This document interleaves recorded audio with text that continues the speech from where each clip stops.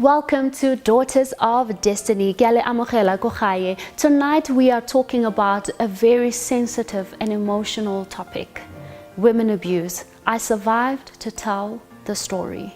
Now, the statistics of domestic violence in South Africa are a cause for much concern. A lot of women are suffering and silent in the hands of their abusers. But not all hope is lost, because in Psalm 56, God tells us that He is on the side of the oppressed and the abused. Our God is a loving God, and His desire is to restore the love that was taken away, is to restore women who have been abused and to reinforce His love in their lives. Joining me tonight is an amazing woman who survived to tell her story. It's very unfortunate that not all women survive to share their story. Joining me tonight is Nicky Duimpies. Nicky, welcome to the show. Thank you for having me. Nicky, you are a mother of two? And a grandmother of one. Wow, looking like this, a grandmother.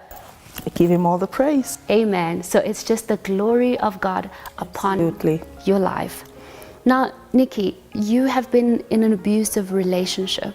Yes. You were in an abusive relationship for 7 years. Yes, that's right. How was that for you? How did it all start? Well, it started like any other relationship. You fall in love with someone and you only see the good side. Because believe you me, there are bad sides, but you just choose to ignore it. Yeah. You carry on with the relationship hoping that it will change over time. Okay. But as many, I made the same mistake as wishing it away. Unfortunately, it grew worse and worse. And it started with verbal abuse and pushing and shoving. And once I fell pregnant with my second son and his first child, that is when it really got out of hand. So most of the abuse really happened during my pregnancy. Okay, so how far in the relationship did you start to notice now that I'm in an abusive relationship? What were the signs? What is it that he did where you noticed that this is not the person that I fell in love with? He was a drinker. He would take a drink on weekends and, and then he would be disrespectful towards me. He would blame me for small little things. He was very obsessive. I could not even look in the direction of another guy, and then I was accused of having an affair. But during the week, he was the sweetest man ever. He was no problems, no one, no relationship, nothing. I promise you, during the week, he was the sweetest person. I had no problems. He used to spoil me rotten and treat me like a queen from Monday to Thursday. Then come Friday, and he would get home and see to the things that were needed in the house. Okay. And then he would go out to his friends. And during the 3 days, Friday, Saturday, Sunday, Friday night, Saturday, Sunday, he would pop in every now and again. And then it would be an accusation of, I phoned you and you didn't answer the phone. So at that time, I could have been in the kitchen or in the yard or wherever. And charging your phone. Exactly. It could be anything. Yes, exactly. He had insecurity. Absolutely. All that. Absolutely. So tell me about your relationship. You said when you met, I believe this was your brother's friend.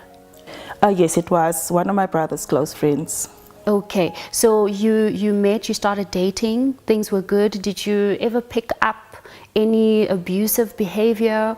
Or was he just the sweetest person and then one day things just like I said, he was just the sweetest person during the week.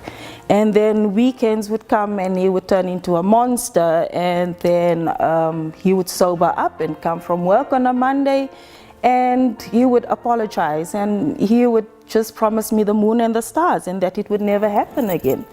And obviously you would believe him. You say, this is my man. You want to believe I know this him. person, you know? Yeah. And also, it's not like he was unemployed and he was, a hustler or something. He was a an engineer. He had a good job. He had came from a good home, a good family. So, you know, Not expecting any of this because of the background that he has. Exactly. So you don't for a moment even suspect that this is the type of man that would turn your life into a living hell. And then would you have those conversations with him where you would express your unhappiness or his behavior, or just talk about the behavior when he's not, maybe like during the week, like you say, he was a sweet person? Would you then have those conversations when you tell him that what he's doing is not good for you, for your relationship, and how would his reaction be? Yes, look, we would speak about it all the time, and there would be, you know, maybe one Sunday out of a month that he would even agree to go to church with me. And he would go to church with me, and we would come from church and we would sit down, and he would promise that it will change, because at this time I also had my eldest son.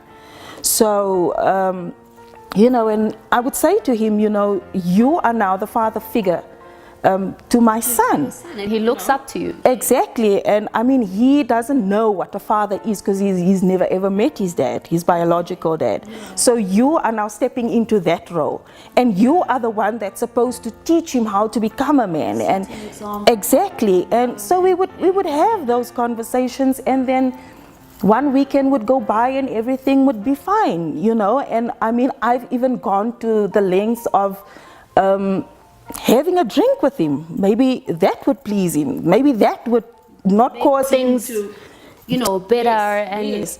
And unfortunately, that was not my lifestyle, you know. But I done it to please him, and yes, to some extent, it did please him. And yeah, and like I said, and then that weekend will go by, and then the week would come, and things would be different again. So his family, because now the parents, were they supportive towards you? Would you go to them and tell them the situation, like his parents, for example, to tell them, this is what I'm going through? Did you ever get that support where the parents would step in and say, this is a problem, let's deal with it? You know, unfortunately, I did not get the support that I would have liked to get from them. His dad was my school teacher in primary school, so I really looked up to him. And I knew that I could speak to him about anything, just not about this. You know, because it's so personal. Growing up without a father myself, and his dad was one of the most amazing teachers ever. He was more like a dad to me. So I just could not, you know, go to him and say, you know, sir, because I still call him sir up until this day, this is the situation. Unfortunately, his mom and his dad had already separated at the time when he came into my life. And I was not the proper woman for him, because I already had a child. So his mom and his sister did not receive me or accept me. Supportive of your relationship? So we did not have that kind of relationship. Our relationship only started changing when I became pregnant with his child. With his child. And your family on your side, did you ever speak to anyone about the situation at home? My family all knew what the situation was, and unfortunately it was a case of, you know what, you only see the negative. Look at everything that this man is doing for you. You know, you've got a good life, and he's taking care of a child that is not his, and you should be grateful, and he's an engineer and he's going to give you a better life. And yes, he did. I had the car that I wanted. I had eventually the house that I wanted. I had a beautiful home. I had a beautiful life. But you were not happy. But I was not happy. So my family, unfortunately, my mother, who was also in an abusive relationship at the time, and she was in an abusive relationship for 30 years. So you going back to her complaining, it's like, what do you want? Nothing. You've got a good life, because that's the life that she lived. Exactly. So look at the bright side of things. You know, he's taking care of you. Exactly. So if he beats you now and then, what is the big deal? Yes. Whereas you need around you people that can say, seek help or get out of this relationship. Well, we're going to take a break. We are still with Nicky after the break, so don't go anywhere as we discover more of her journey. Stay tuned. Cut.